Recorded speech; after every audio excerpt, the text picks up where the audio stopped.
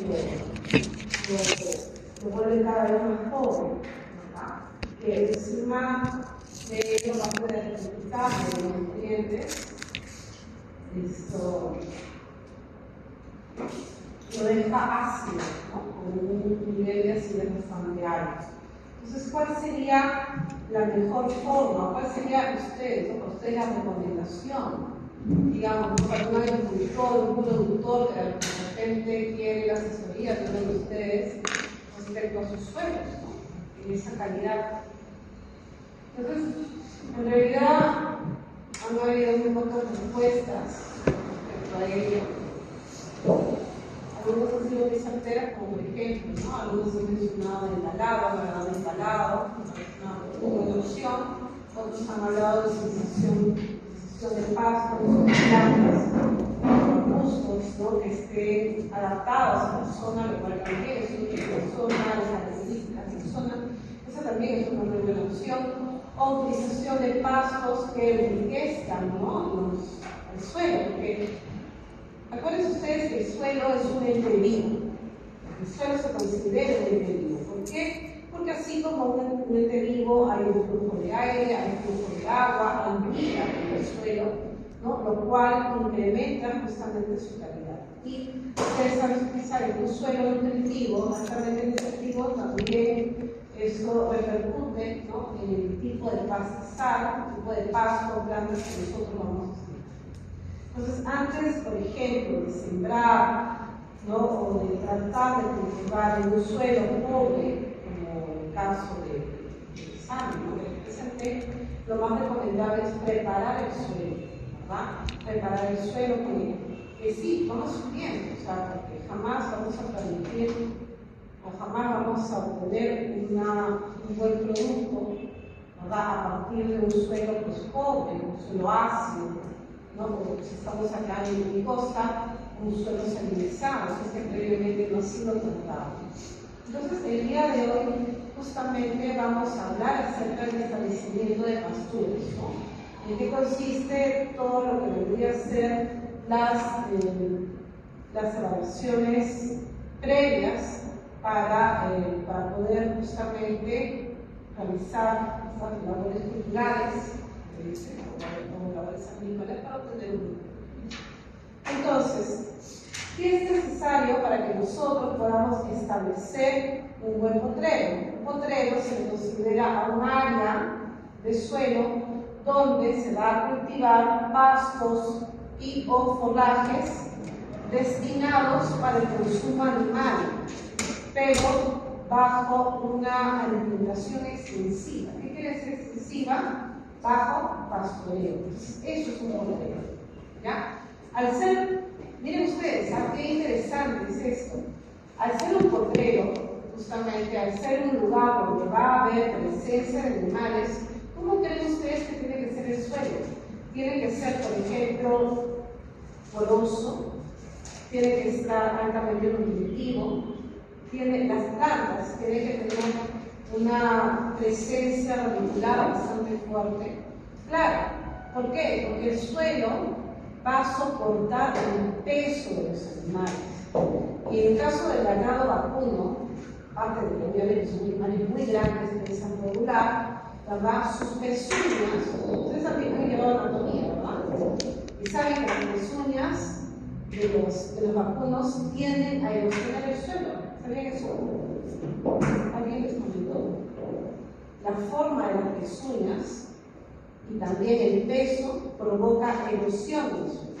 Por lo tanto, el potrero que va a ser destinado para el consumo, para el pastoreo del ganado, sin vacuno, obviamente, tiene que soportar esas características, esas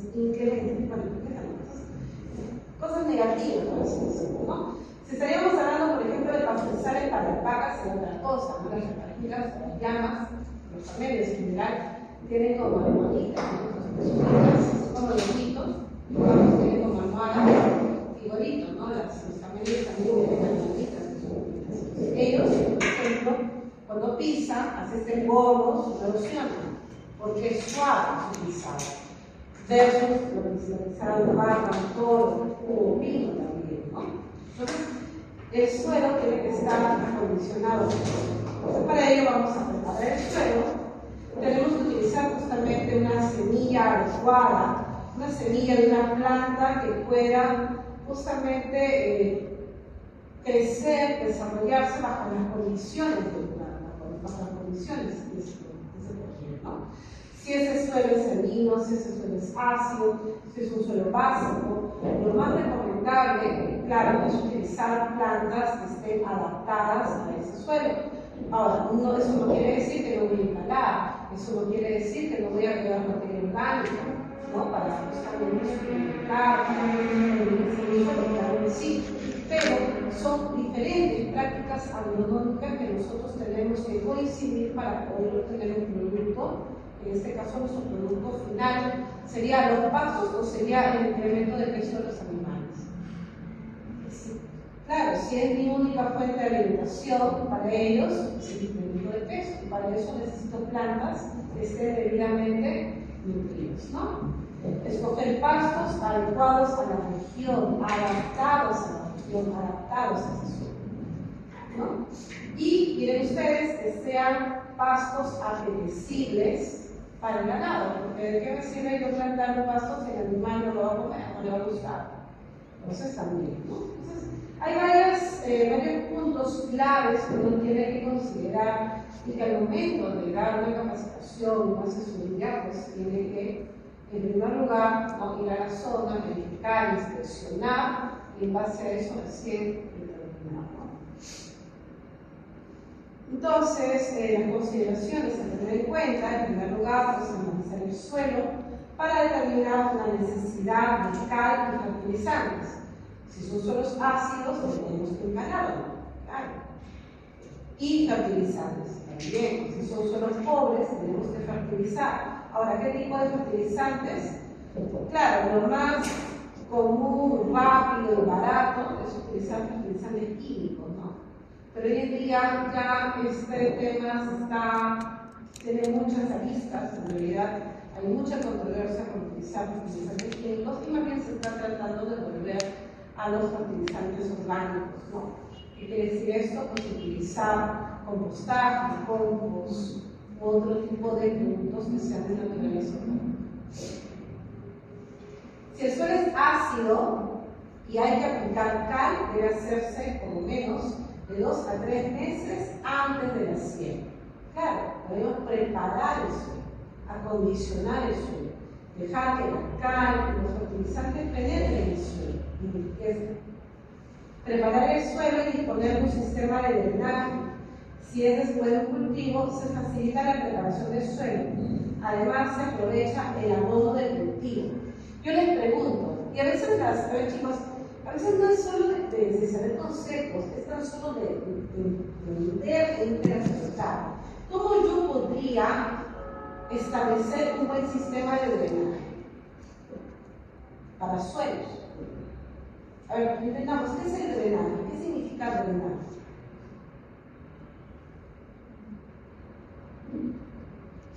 Que se vaya el que se vaya el exceso de agua, claro, que no se empose, ¿verdad?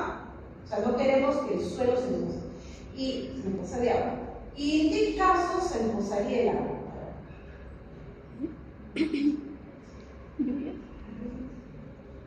Ustedes están regando su jardín, se escoce el agua. ¿Por qué se emposaría el agua? Porque llegó a su límite de absorción. ¿Cómo? Porque llegó a su límite de absorción. Ok, límite de absorción. Podría ser saturación, eso se llama saturación. Ok, eso está bien, eso está muy bueno, pero eso es cuando hay un exceso de agua. Mucha agua se satura y ya no filtra, ¿verdad? Eso es cuando hay un exceso. Pero ya, supongamos que no. ¿Qué pasa ahí? ¿Qué pasa? ¿Por qué no filtra? Por el tipo del suelo, pero más que por el tipo del suelo es porque está compactado. Si alguien está compactado, no hay poros, ¿qué pasa? ¿Filtra el agua o no filtra el agua? No filtra. Entonces, ¿qué tenemos que hacer para que filtre el agua? Para que justamente drene, incrementar la porosidad del suelo. ¿Cómo incrementamos la porosidad del suelo? Moviéndolo. Ahí entra ya, por ejemplo, la opción de los tractores. ¿Por qué no mueven? Ustedes se mueven esas líneas a los chacras, a los cultivos, se han visto trabajando los tractores. ¿Por qué no mueven la tierra, el suelo de los tractores? Justamente eso, para incrementar la porosidad. ¿Para qué beneficios trae el incremento de porosidad? Que así como, ¿no?, en cualquier sistema vivo, hay un flujo de agua, flujo de líquido.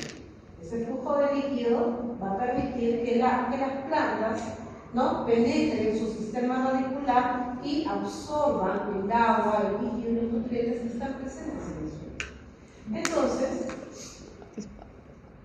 el disponer de un sistema de drenaje, ¿no?, es importante. Se facilita la preparación del suelo de manera que se aproveche el abono.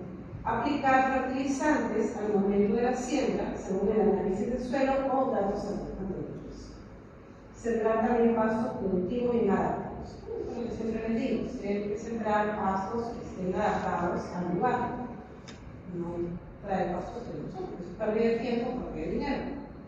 También podemos utilizar semilla sexual con una germinación y pureza libre de otras semillas para que finalmente se fertilicen entre ellas. También material vegetativo, ¿no?, tallos, cepas, estolones o de repente con estacas también. Leguminosas inoculadas para asegurar la fijación del nitrógeno del aire. Parece que la particularidad y bondad que tiene la leguminosa es que fija el nitrógeno del aire y lo utilizan para la creación de proteína, ¿no?, finalmente para su propia creación, ¿no?, de nutrientes, y esos a su vez esos nutrientes van a ser nutrientes para sus animales. Semillas pequeñas deben cubrirse ligeramente, no más de 2 centímetros, si se entierran profundas no emergen. Claro, porque la semilla también necesita respirar, necesita oxígeno. Ustedes la tapan con negra y la pobre ya no respira, no surge. Dejar tiempo suficiente para que el pasto se establezca bien antes de pastorear. A esto también se le conoce, cuando hablamos no de fogajes, sino de pastos naturales, se le llama también rotación de pastizados, ¿no? Es decir, un tiempo los animales están pastoreando en un lugar y luego se van y pastorean en otro, y luego se van y pastorean en otro, entonces les dan un tiempo de descanso. ¿Para qué? Para que la planta crezca, que la planta se recupere, para que el suelo también, de lo que está aprisionado por las patas de las vacas, también se vuelva a esponjar, pero en realidad vuelva a tener, pues, ¿no?, la porosidad, ¿no?, que tenía, se recupere.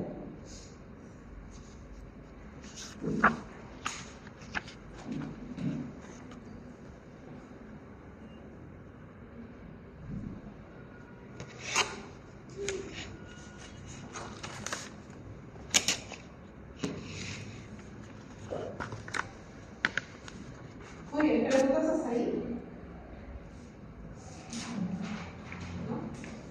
Vamos a ver ahora el proceso de establecimiento de pasturas, ¿no? Es decir, cómo vamos a establecer las pasturas, porque, claro, pues lo digo en teoría, pero vamos a ver cómo se hace en la práctica, ¿no? En primer lugar, tenemos que elegir el terreno, ¿no?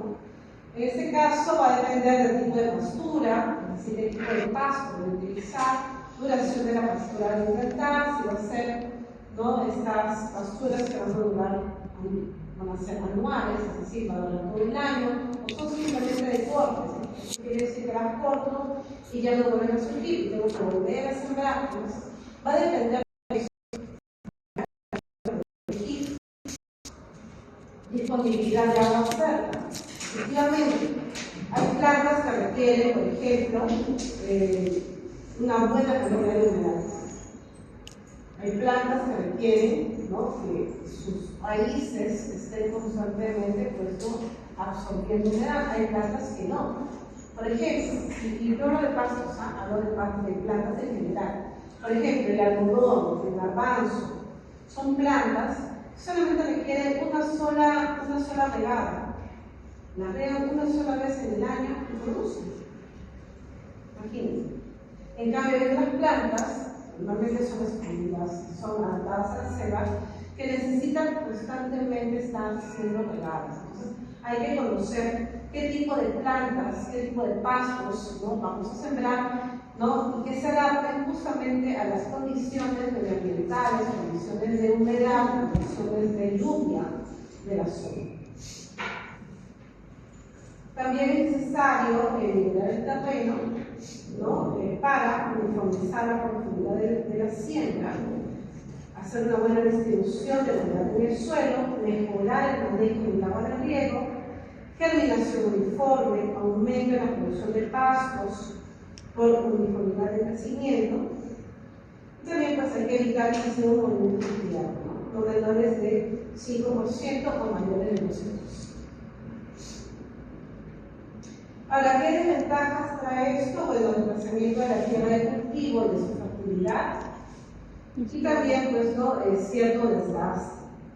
Ahora, ¿por qué esto causaría algo negativo? Porque constantemente estar moviendo el suelo podría provocar algún tipo de desgaste, porque normalmente, repito, el suelo es un ente vivo que tiene organismos, tiene arena, tiene animales, tiene toda una fauna, ¿verdad?, entre insectos, gusanos, bacterias, microorganismos, que estos pues tienen que ser, si bien es cierto, removidos para que se oxigenen. Ese movimiento también puede ser perjudicial para esta fauna presente en los insectos, ¿no? Y esto puede terminar, pues, ¿no?, con matarlos, eliminarlos. Aparte de ello, también pues, es un gasto enorme. Imagínense ustedes constantemente están contratando un tractor, ¿no?, es contraproducente. Entonces ahí tenemos, muy bien, pero ahí tenemos, por ejemplo, un suelo arado, ¿verdad?, un suelo ya preparado para justamente iniciar la siembra.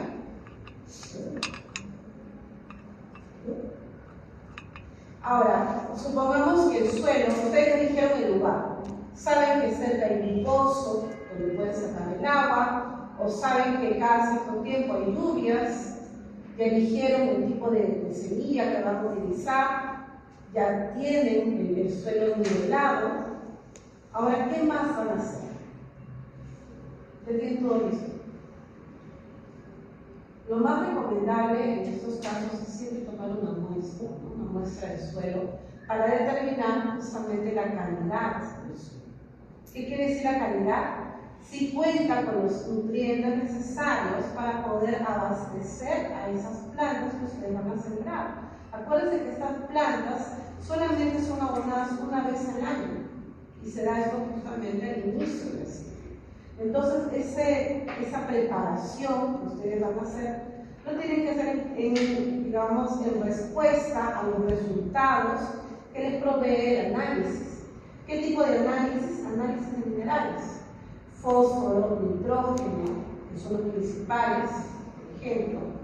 Ahora, CTC de repente de empresas mineras, ¿no?, o metales pesados, que se suele haber. También habría que hacer análisis de metales pesados. ¿Por qué? Existen plantas que absorben los metales pesados. ¿Y por qué sería contraproducente? Porque esos metales pesados que están en las plantas van a ser consumidos por las vacas, por los animales. ¿Y quiénes consumen a las vacas? Nosotros. Entonces es un flujo. ¿Se dan cuenta? Entonces es contraproducente. Entonces siempre hacer análisis de minerales y metales pesados al suelo para ver justamente, ¿no?, cuál es la calidad de este suelo. También para predecir el grado de fertilidad, ¿no?, de un suelo, por ejemplo, síntomas de indicado síndrome de deficiencia de nutrientes en plantas, análisis de tejidos de plantas que en el suelo, y métodos químicos de análisis del suelo es el más usado, ¿no?, justamente el análisis químico para determinar si es un suelo fértil o no, si tiene alto nivel de minerales o no, o si tiene alto nivel de metales, suelo tóxico. Profesora, ¿y cómo hacen esos análisis? ¿Cómo hacen esos análisis? ¿Con una indumentaria especial o...? Claro, normalmente esos análisis, por ejemplo, pueden ser llevados a las universidades de la zona, en la agraria, o cualquier universidad, por ejemplo, de la región, tiene su laboratorio de análisis de suelo. Especialmente está en la provincia de Puerto Rico. Ahora, esos análisis de suelo son análisis realizado por dos mecanismos, uno que es la fotometría de función atómica y el otro que es el análisis de colorimetría. Son dos tipos de análisis que se hacen para la evaluación de suelos minerales, como el índice de fósforo, nitrógeno, calcio también, ¿no? Entonces, sí, son importantes y como digo, toda región lo tiene. O sea, ustedes, si van a centrar en Huánuco, la Universidad de Huánuco tiene su análisis de suelo. Van a Huancayo, la Universidad de Huancayo. Aquí en Lima, la Universidad de La Molina, la UNI, San Marcos, por ejemplo, tienen sus laboratorios de análisis de suelo.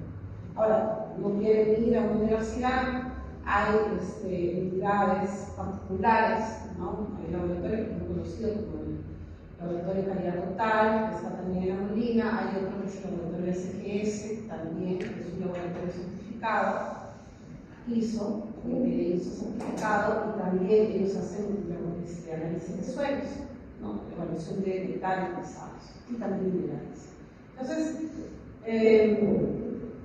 sacando muestras representativas del suelo de diferentes áreas del potrero, ¿no? De un dato naturalizado, tiene que salirte dentro del nivel máximo permitido, ¿no? Ellos te dan una hojita, un informe, te dicen ya, tu suelo tiene estos minerales, y al costadito te ponen, estos son los límites máximos permitidos. Y tú dices ya, ya, el suelo tiene tanto nitrógeno, el máximo es este, sobrepasa, no sobrepasa, muy bien, y así. Tú mismo ya determinas. Ok, ese es el mínimo, o sea, esto está menos del mínimo requerido. Ok, entonces necesito fertilizar con nitrógeno. El calcio también está por debajo de lo requerido. Necesito fertilizar con calcio.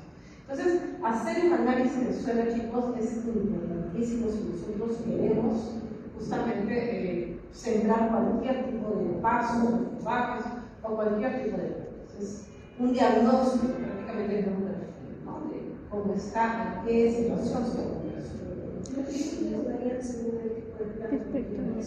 No, es de acuerdo a los ángulos. O sea, los suelos deben tener estos límites. Eso se llama las vetas, que son justamente los valores. En agua, por ejemplo, en el agua del río existen parámetros. Mínimo de esa cantidad, máximo de esa cantidad. El agua en las dunas, por ejemplo, mínimo esa cantidad, máximo esa cantidad. De igual manera, el suelo de cultivo, suelos arenosos, mínimo esa cantidad, máximo esa cantidad. Entonces, ya esos parámetros están establecidos. Y cuando ustedes van a hacer su análisis, les van a dar justamente, ¿no?, sus resultados con sus LMPs. ¿Qué son los LMPs? Límites máximos permitidos. Entre lo mínimo y lo máximo.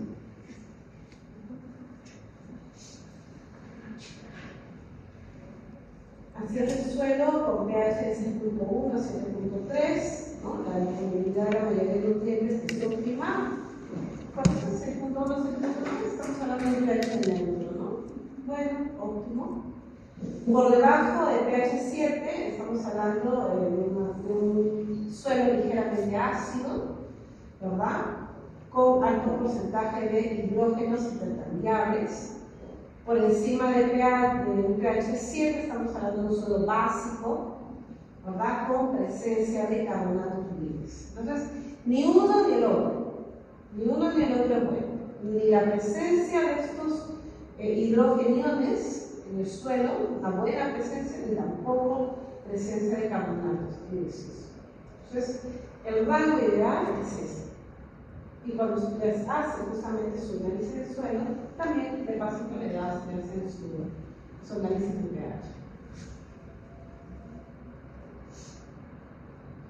Entonces, luego viene lo que sería la preparación de suelo, es decir, las labores culturales, y más también labores agrícolas, cuya finalidad es justamente mejorar el suelo, mejorar la estructura del suelo.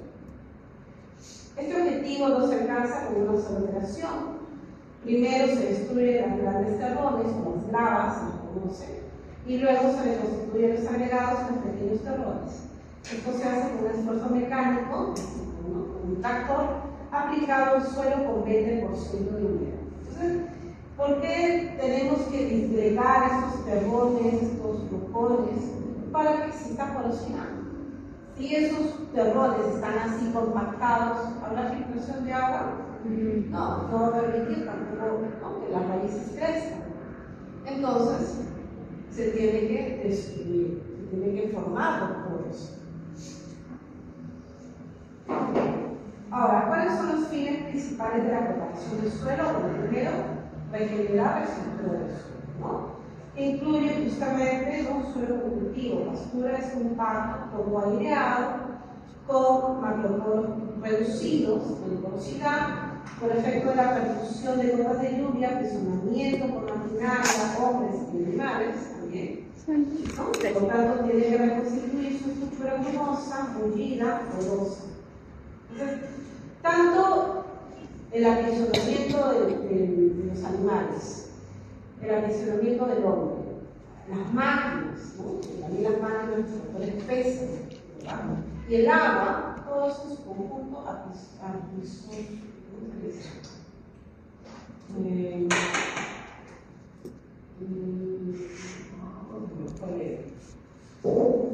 no permite que haya porosidad. No permite que haya porosidad en eso. Por lo tanto, tenemos que airearlo, mover el suelo, preparar una buena cama de siembra con cierto porcentaje de humedad, 20%, pero es muy poco. Favorecer la penetración y expansión de la raíz, ¿no?, a través de estos fluidos. Favorecer la infiltración de agua en el suelo y reducir las pérdidas de agua por evaporación. Efectivamente, cuando el agua se queda encima del suelo y no filtra, no penetra, ¿qué pasa? El suelo se queda seco y todo el agua que está encima comienza a evaporarse, se pierde. Entonces, eso es lo que no quiere. También tenemos que limpiar la maleza, enterrar los abonos, los fertilizantes, aumentar el espesor del suelo, especialmente con las raíces profundas. Acuérdense ustedes que el suelo es donde se encuentra presente la materia orgánica, ¿ya? O sea, si nosotros agarramos una calicata y hacemos una calicata en el suelo, ¿no?, profunda de 1 metro nada más, vamos a ver diferentes horizontes en el suelo. ¿Qué son horizontes? Capas. La primera capa, o llamada también primer horizonte, horizonte 1, es conocida como suelo. ¿Por qué? Porque está presente la materia. Profesora, pero en la playa hay arena, no hay suelo. Es un suelo arenoso y también está presente la materia orgánica. Claro, obviamente, no va a ser igual que en un suelo de sierra, pero hay materia orgánica y por lo tanto también es considerado suelo. Entonces, aumentar el espesor del suelo, especialmente con las nubes profundas, luchar contra algunas plagas, algunas enterradas que van a sacar de la superficie y enterrar pues, la semilla también, ¿no? Ahí tenemos la siembra de la alfalfa. La alfalfa es una gramínea muy parecida a la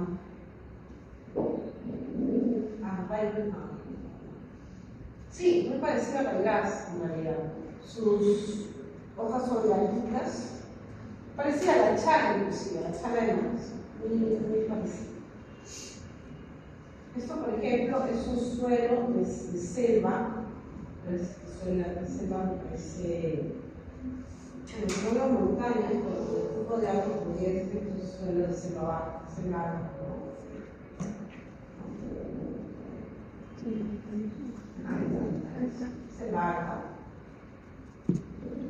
Ahí están los culturales, ¿qué está haciendo el tractor? Está moviendo el suelo, ¿verdad? Aireando, incrementando la porosidad del suelo. Etapas de preparación de la tierra para establecer pastos cultivables. En primer lugar, la preparación preliminar, ¿no?, que implica limpiar el terreno, incorporar material orgánico, es decir, el abono, abonarlo, que puede ser verde, maleza o no, puede ser estiércol, liberar la grasa, primaria, es remoción de la tierra para mejorar mecánicamente la estructura del suelo. La granulación de la tierra también debe ser tal que el suelo contenga bastante aire, poroso. labranza secundaria, esto ya se hace con rastras, para formar una capa superficial con una estructura adecuada para que se produzca la germinación de las semillas, que requieren de una relación aire-agua más estrecha, ¿no? Las semillas pequeñas deben sembrarse superficialmente, por eso la capa superficial del suelo tiene que ser preparada de manera fina.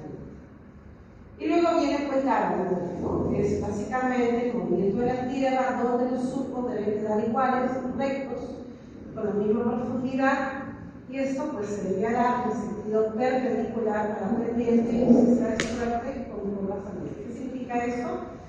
Entonces lo tenemos acá. No sé, no, claro, no. Pero ya bueno, ustedes en casa, estas, ¿no?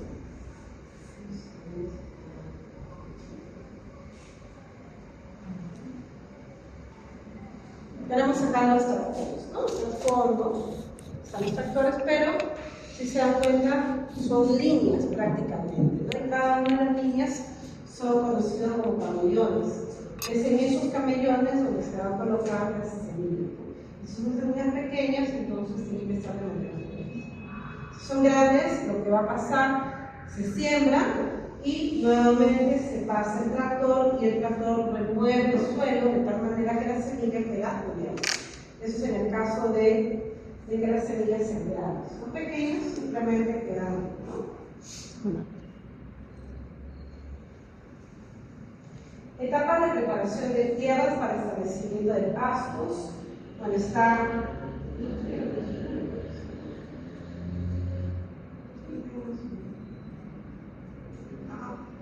ok, entonces tenemos ahí también otro tractor, está movilizando el suelo, está levantando, está removiéndolo, miren ustedes. No sé si logran ver, ¿no? Pero el tractor que está acá, ese es el tractor y tiene la herradura en la parte de atrás. Esta herradura está conformada por discos, ¿no? Miren ahí el disco, los discos, 3, 4, 5, como 5 o 6 discos están, ¿no? En forma paralela en la parte de atrás. Esos discos se mueven, tienen un movimiento giratorio rotacional, lo que permite que el suelo se remueva, ¿no? ¿Está? Miren, cuando está arando el suelo. Estas son las rastas. Con estas rastas se va a poder formar, ¿qué cosa? Los camellones, ¿no? Son como ganchos, miren ustedes, que lo que hace es esto. Al jalar el suelo, se van formando los camellones entre cada una de las garras de esta herradura.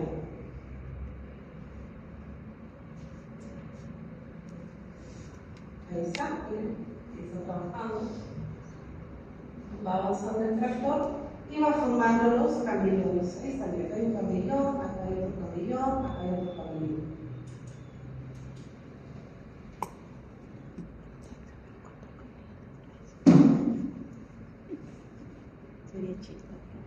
También es lo mismo, es una foto similar a la anterior. Y de manera. No se ven muy bien, chicos, de repente, pero quizás se pueda bajar hacia el momento y podemos acá hay otro tractor que ustedes mucho más grande todavía, con estos discos, cuya función, nuevamente la repito, es remover el suelo, romper estos carbones, estas gradas grandes, pesadas, las rompen, las mullen y las vuelven e incrementa esto su corrosión, ¿no? Muy bien, esto es, bueno, la antigua, ¿no? Ya no se suele utilizar. Se utiliza, pero cuando los campos son pequeños, ¿no? Y son menos de una hectárea, digamos, un potrero de menos de una hectárea, ¿para qué voy a tener un tractor? Son mi vaca, no, mi caballo. A la vaquita llevo ¿cómo se le llama esto? Aradora. Tiene un nombre, aradora, ¿no? Que va atrás. Claro que cada pobrecita, pues no, es una sola aradora. Un tractor ahí con 6, ¿no? 6 tractores. Y ahora tengo que pasar acá por todo el país. Entonces, por eso, ¿no? Para espacio pequeño, tu vaquita va a ir.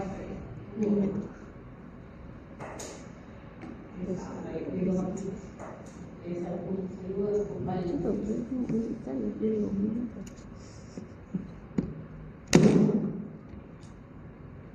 Estos son equipos, no son tractores, son otros equipos. Son mini tractores antiguos, ¿verdad? Que también sirven para áreas pequeñas. Ahí van los siempre, no miren ustedes las gafas, las herramientas de las semillas, de los platos que quedan. Ahí está, nuevamente un tractor arado. Una gran cantidad de artistas, que por lo menos hay unos 11 o 12.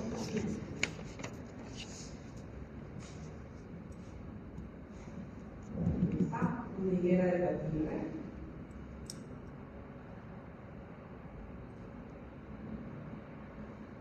Acá hay otro. Este tipo de aradura es una aradura superficial, ¿no? Acá ya no me interesa mucho el tema de la grava, del movimiento de gravas, porque es bastante superficial como podemos ver, ¿no?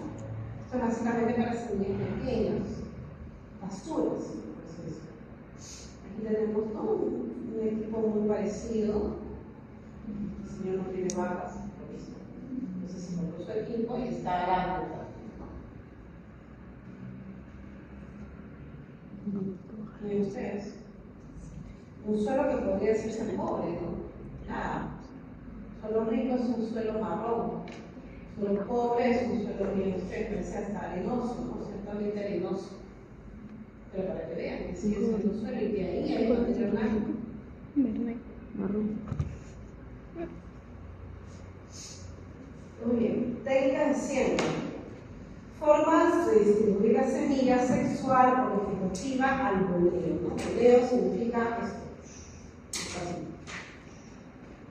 Ese es el voleo.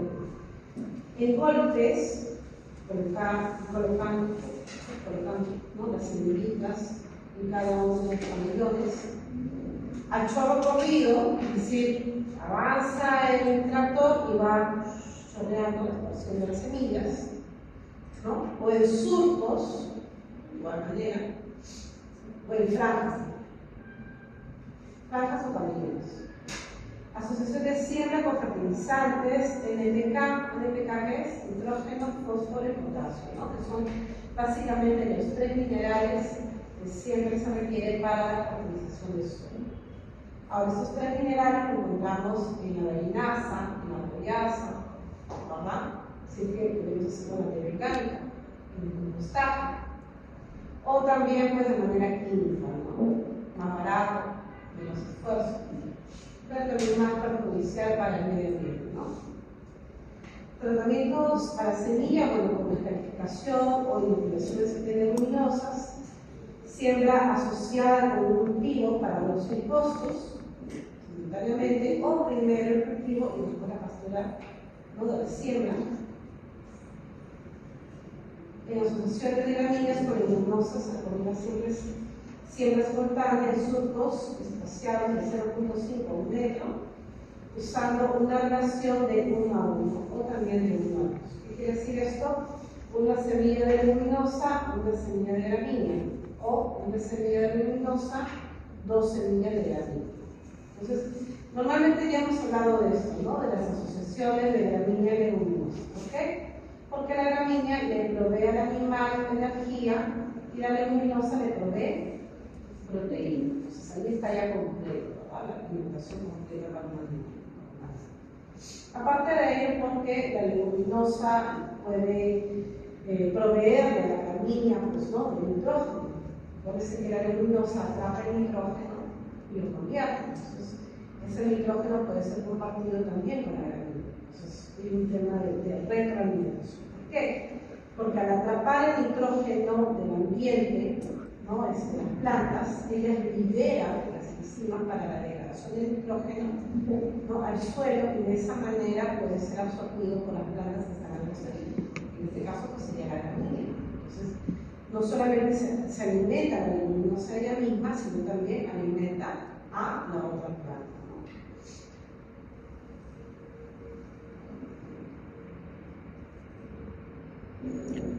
Esto de acá son los fertilizantes, ¿no?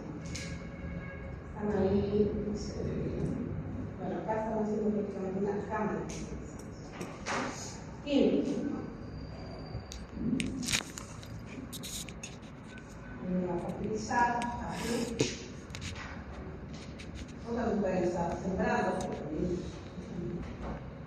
la misma técnica, arboleo o educandos, ¿no? El grupo.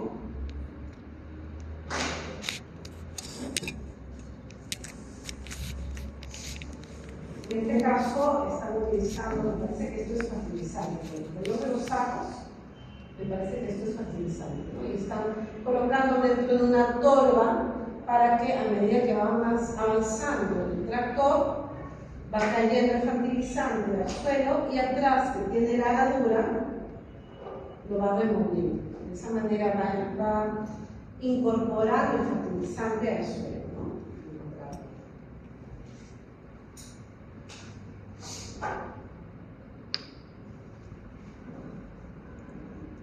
Bien, procesos vegetativos. Bueno, tenemos ya, una vez que se ha sembrado, ¿verdad? La semilla, viene lo que sería el proceso de germinación. Y es dependiente de una semilla viable, de una temperatura favorable y de un adecuado suplemento de agua y oxígeno. La semilla debe ser sembrada a una profundidad donde pueda beneficiarse. El suelo deberá ser compactado a tal grado que se dé un buen contacto entre la semilla y la humedad disponible, permitiendo justamente este flujo capilar, ¿no? A través del suelo, sin restringir la aireación y el clima.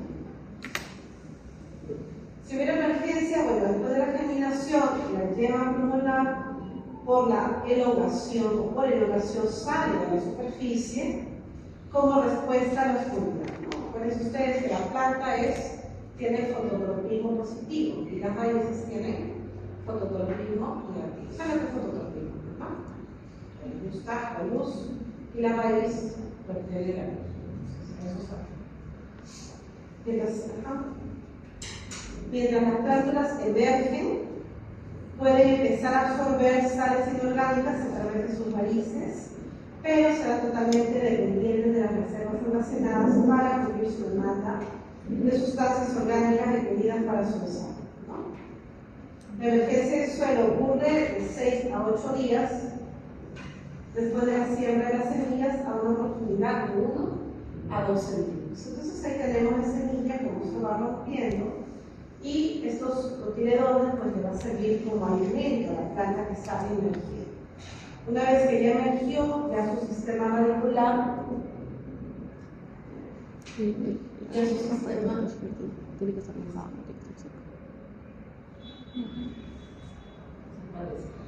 y está su sistema radicular y está prácticamente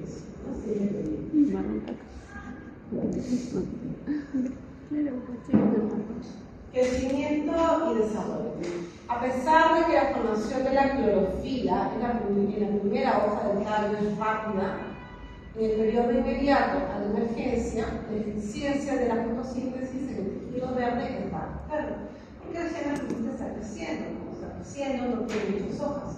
Si la planta tiene una mayor cantidad de hojas, quiere decir eso, que va a tener una mayor cantidad de fotosíntesis. Pero si estamos hablando de una planta que recién está emergiendo, todavía no. Por eso es que sus reservas provienen de los cotiledones de la semilla.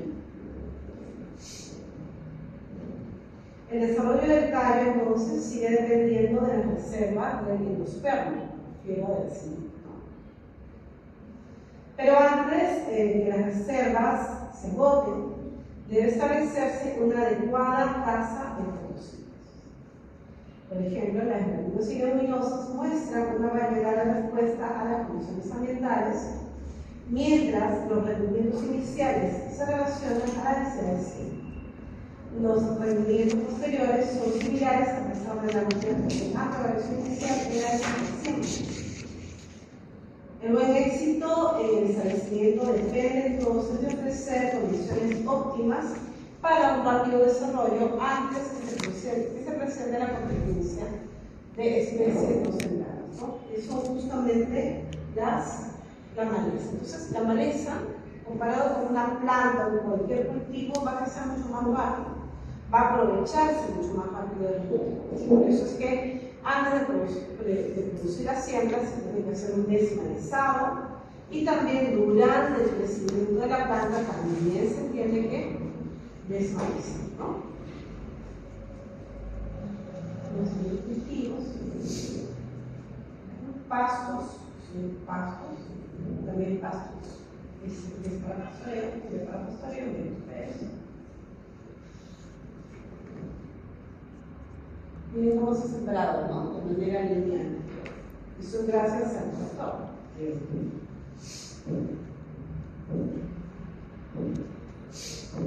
Ahora, se tiene que hacer un manejo una vez que la planta, el pasto ya está establecido, que ya creció. Claro, no se puede abandonar. Después del proceso de emergencia de las plántulas, debe asegurarse un buen establecimiento y la posterior productividad de la pastura. El primer pastoreo, al término del establecimiento, estará en función de la tasa de crecimiento del grado de enraizamiento. La reacción al pastoreo, la palatabilidad relativa a la competencia con malezas, normalmente, pues, en mi caso, cuando yo un pastoreo debe ser ligero, que es un corto de indicación. Entonces, como bien lo recomienda acá, el primer pastoreo va a estar en función a la tasa de crecimiento. ¿Por qué? Porque si la planta no crece rápido, entonces el pastoreo, la intensidad de pastoreo, que está referido básicamente a la cantidad de animales que yo voy a colocar por unidad de hectárea, entonces no lo voy a poder, simplemente no lo voy a poder llevar a cabo. Entonces, si yo sé que mi planta tiene un rápido crecimiento, una rápida regeneración, perfecto, puedo meter los animales con una buena densidad y tranquilo. Pero si mi planta demora en crecer, entonces obviamente la cantidad de animales que voy a meter en este potrero va a ser mínima.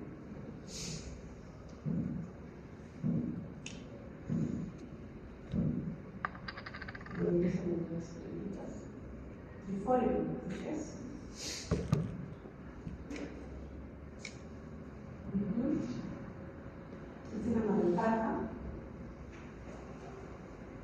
muy parecida, ¿no? A la maletaja. Le decía.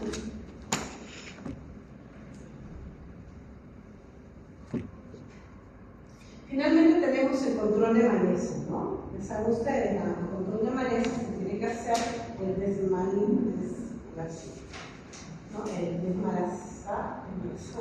el retirar la maleza, ¿no?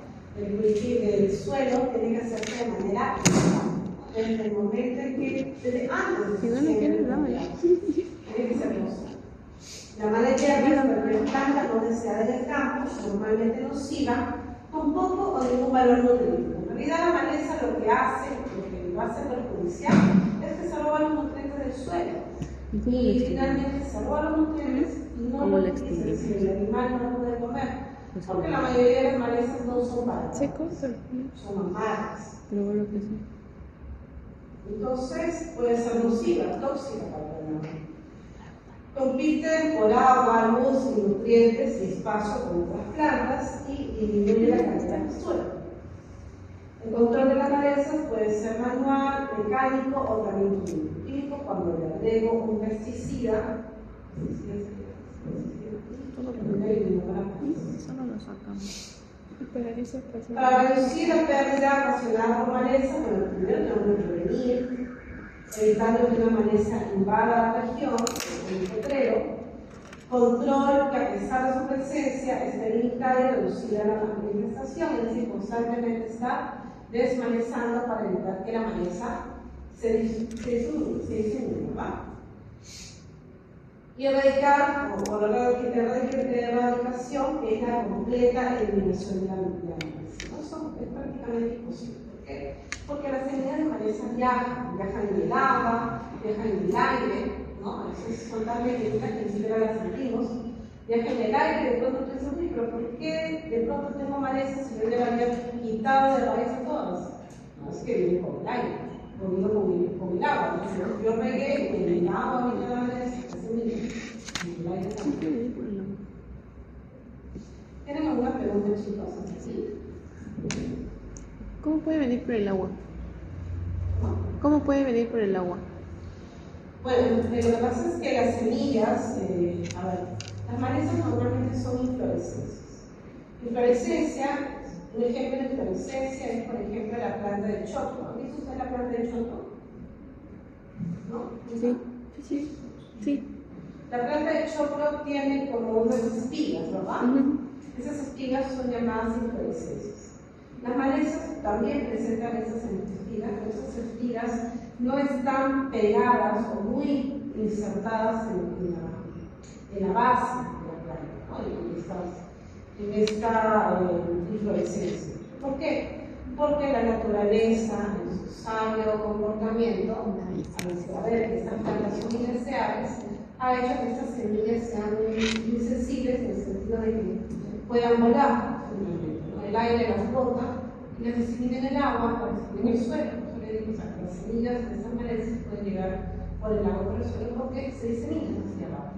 No están tan insertadas, ¿no? en la, ¿cómo se llama? En la inflorescencia, sino que son libres, ¿no? Libres y se diseminan.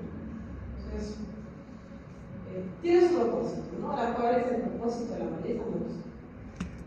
Debe tener por ahí un propósito.